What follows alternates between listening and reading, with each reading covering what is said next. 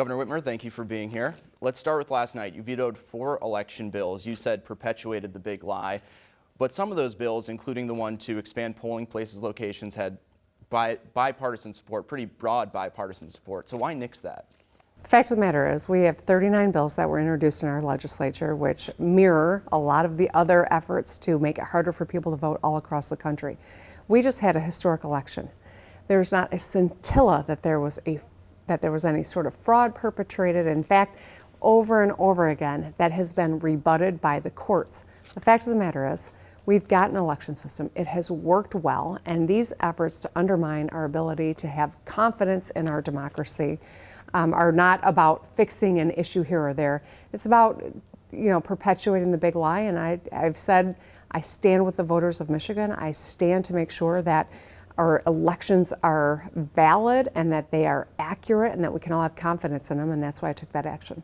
But how does expanding polling place locations to private, whether it's a facility like a senior living house or something like that, how does that perpetuate the big lie? Wouldn't that expand, opportunities for people to vote?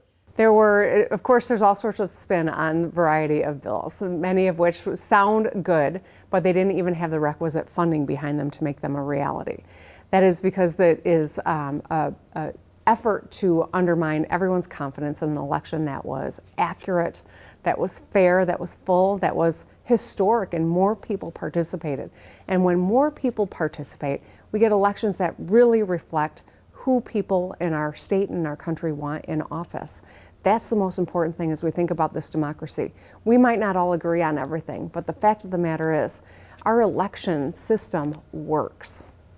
And as I mentioned, there was House Democratic support for these bills.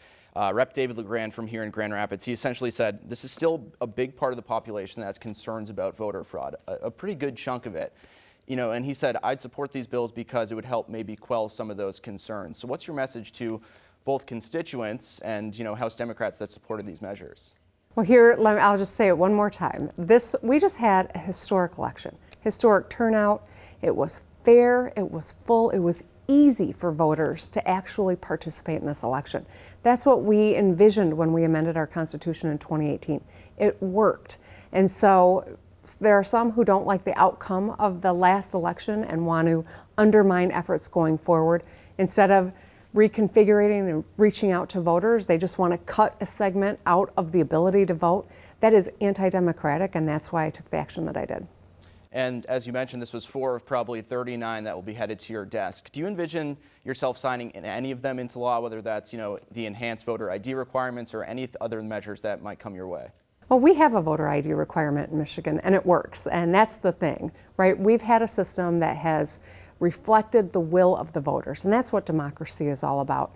Efforts to make it more difficult, to create hurdles, to cut people out of the democratic conversation that we have every election cycle, I think just works to undermine our democracy and to feed into people's fears. The fact of the matter is the courts have over and over again said that this was an election that was fair, it was historic, and it reflects who we elected. Whether you agree with that person or not, the next opportunity to weigh in is the next election. And let's move towards the budget. You signed it last week, historic investment in K-12 education, childcare, but there was also this GOP-backed provision in there that essentially would pull funding from health departments that issued K-12 mask mandates. You've already said that's unconstitutional and unenforceable, yet several local health departments, including here in West Michigan, Barry, Eaton County Health Department, Berrien County, Allegan, they've all nixed their mandates. Is that concerning to you? Well, it is concerning to me because, of course, that is in reaction to some of the ugliness that has been sent to our local public health departments' ways. It's unfortunate that that is becoming more and more common in today's society. I know I've had an incredible amount of ugliness sent my way. I am grateful for leaders like Dr. London here in Kent County who has said, no, we're not reversing course. We're going to protect people, and the best way to do it is to ensure that our children are wearing masks when they are in school. So I applaud efforts of those leaders who have continued that policy. I understand the difficulty that others are navigating, but at the end of the day, this virus doesn't care what part of the state you live in. It doesn't care what side of the aisle you sit on. This virus is a real threat to our economy and most importantly to our health. And what we're seeing in terms of hospitalizations is 9.5 times out of 10, it's someone who's not yet vaccinated and hasn't been masking up when inside. And that's why getting vaccinated is the most important thing anyone can do. Wearing a mask when you're inside and in close proximity is very important as well. And you mentioned some of the ugliness and the anger often directed at, health department leaders in the local level, also school boards. Wouldn't a statewide school mask mandate take away some of the pressure that these organizations are feeling? Well, here's the thing. We, at the beginning of this pandemic, had to use a lot of blunt tools because that's all we had. We had a virus that was ravaging our state. We saw an incredible number of people losing their lives to this virus. And in the early days, the only tools we had were just trying to stay away from one another. And I had to make some really hard decisions. And certainly it wasn't easy, but studies have shown we saved thousands of lives because of it. Now we're at a position where we have access to vaccines, one of which is produced right here in West Michigan. These vaccines are incredibly, they're powerful in that they'll keep you safe. They work. They are easy to access. You can go just about anywhere, walk in right now and get a vaccine if you're eligible. And they're free. They work. And so we have tools now that we didn't have a year and a half ago. These determinations at the local level are really important so that the public sees they have an ability to weigh in respectfully, but of course ability to understand and to make some decisions and weigh in. But when they happen at the local level, that increases compliance, and that's really the goal.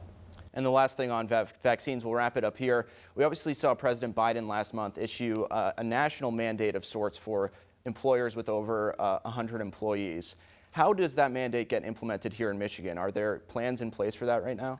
So we're still waiting for the Department of Labor on the federal level to promulgate the rules, and then we will have to do the same at the state level, but we're waiting on the feds because that's who made the rule change. We've got to see how it's going to be applied, and then we've got to work with all of our stakeholders here in Michigan to make sure that it's very clear so people can get into compliance. All right, Governor Whitmer, appreciate the time. All Thank right. you. Thank you. All right, I think you want to show us now a few more parts of the studio, and then we'll be up on. All right. Thank you. Thanks.